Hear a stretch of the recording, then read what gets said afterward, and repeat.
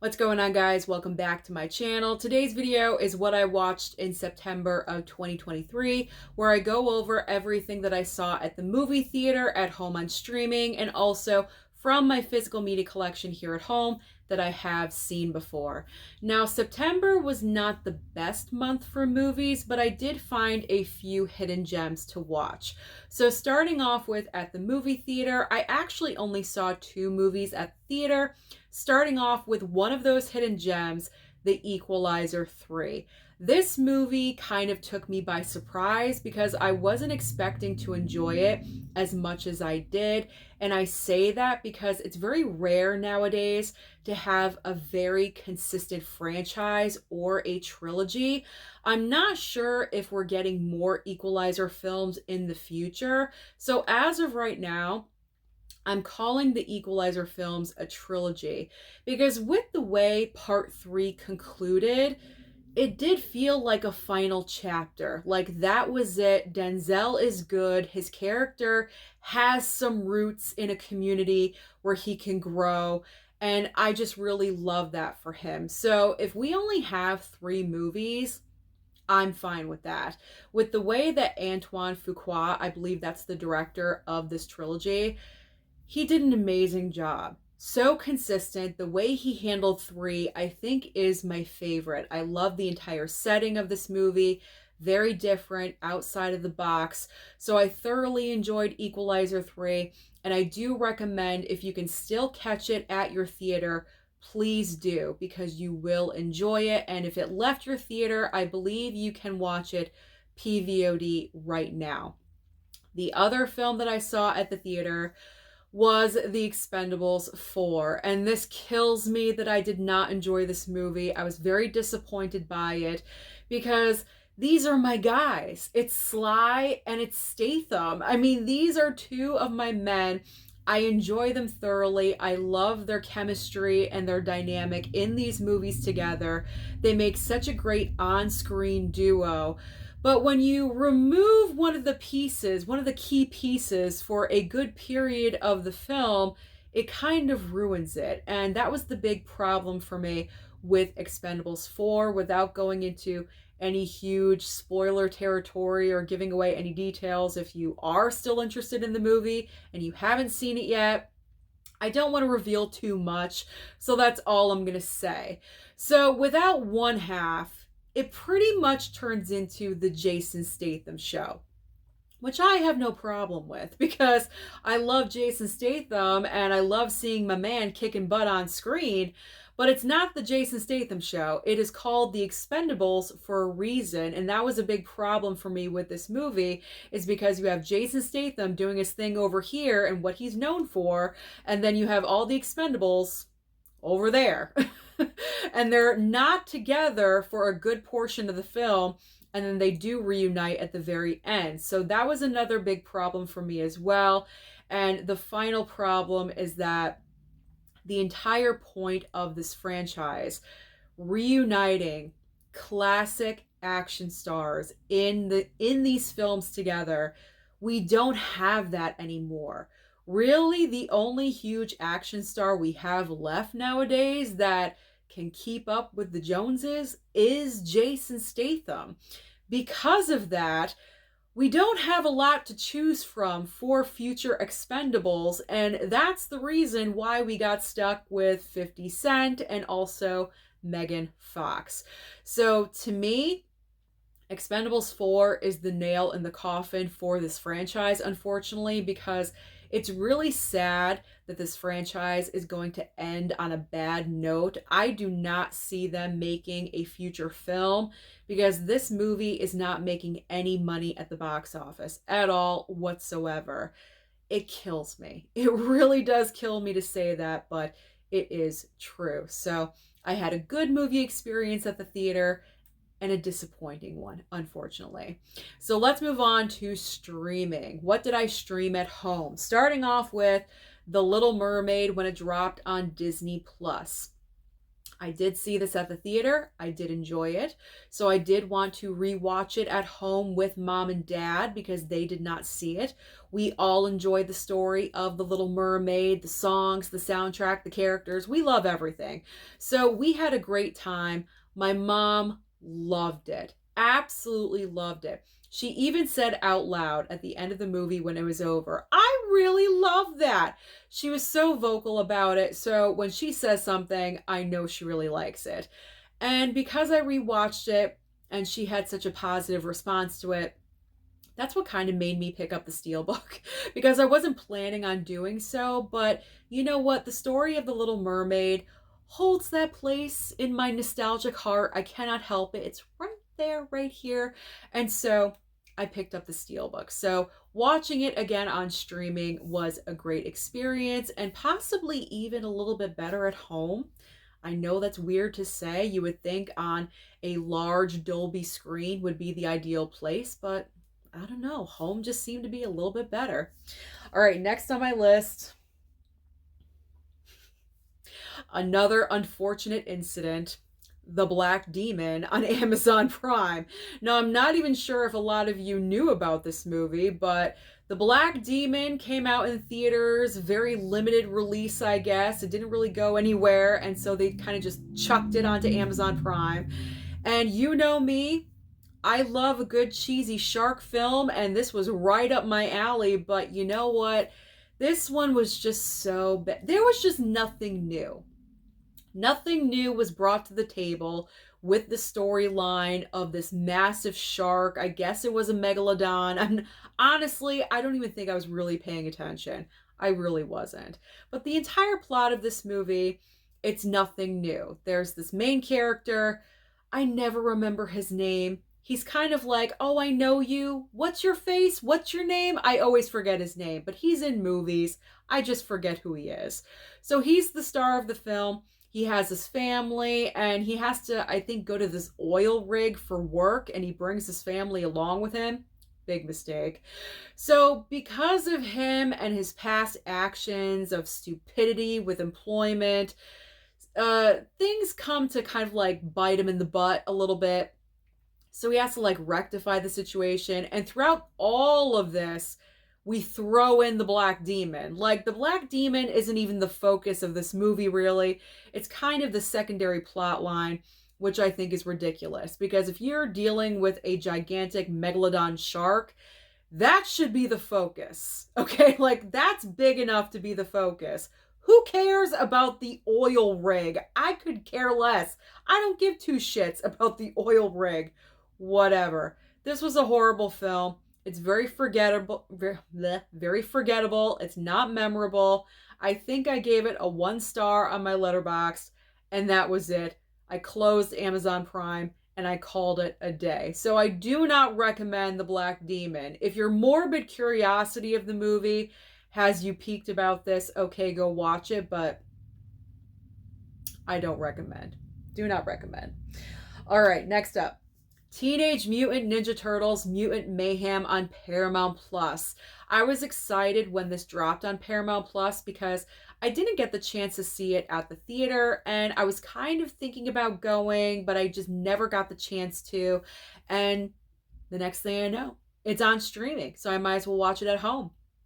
Really surprised with how much I enjoyed this movie.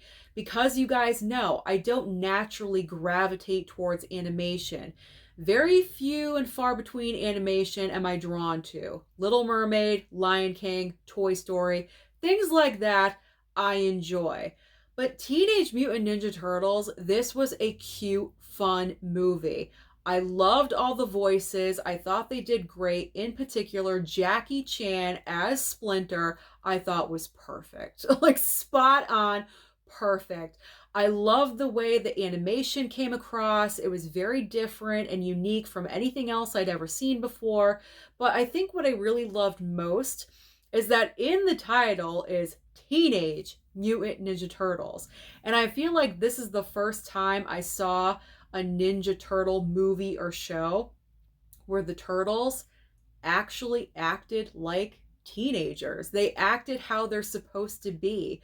So I thought that was great. I loved all the characters, and it was just an enjoyable ride beginning to end, and I would not mind watching it again. So I may pick this up on physical when it comes out. So don't be surprised if I do pick up that 4K. All right, next up. So I woke up really early one morning in September because I fell asleep the night before at like 8 p.m. Something stupid. And I slept for like 12 to 13 hours straight. And I woke up really early and I said to myself, I might as well watch something on streaming. So I chose Hypnotic with Ben Affleck over on Peacock because I was curious about this movie.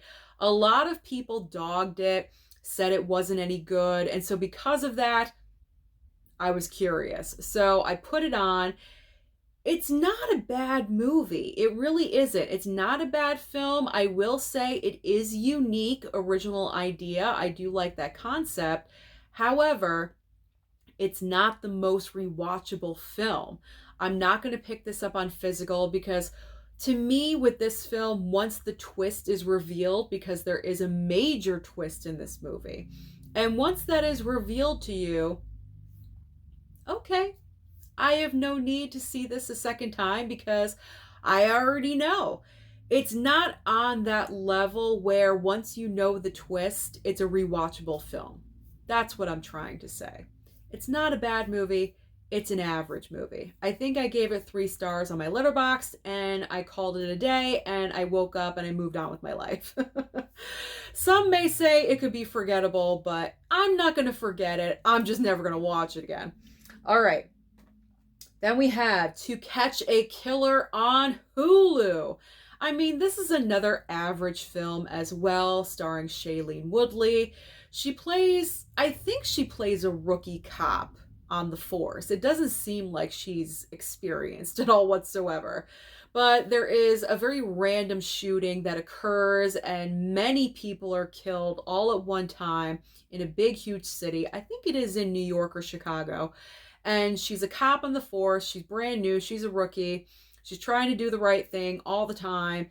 And they're trying to catch this killer, pretty much what the title says, to catch killer. And she's working with several people. She catches the eye of kind of like the coordinator of the entire search party.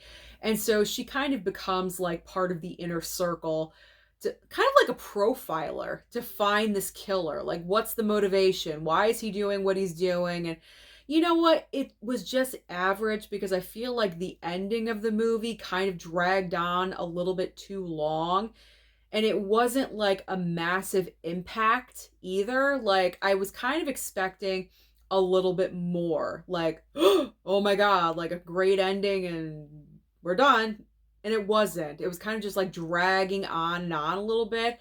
I think this movie was almost 2 hours and it did not need to be. They could have cut scenes here and there, hour and a half. Like, it didn't need to be as long as it was. Again, average film. Won't pick it up on physical. I think it's out there on DVD. You can pick it up at Walmart, but I'm good. I do not need this in the collection, but it passed a couple hours of my time, so I guess that's a plus. All right, next up is Chucky Season 2 on Peacock, because as we all know, the 3rd season is upon us.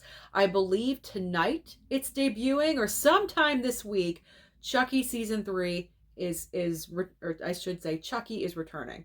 So I wanted to catch up on Season 2 because I think I saw just the first episode and I dropped off for some reason. I don't know why. And I needed a new show to binge, and Chucky was there. So I might as well watch Chucky. So Chucky Season 2, to me, it wasn't as good as the first season, but I like the unique idea of being like more religious, and we're in like the old home of Charles Lee Ray and everything, of like the boarding house where he grew up at, and now it's like a religious convent church situation. I mean, I kind of like that storyline. But my problem with where Chucky is going is the entire sideline of Jennifer Tilly, Tiffany, Nika, Glenn, and Glenda. Like, where is that going? It is just all over the place.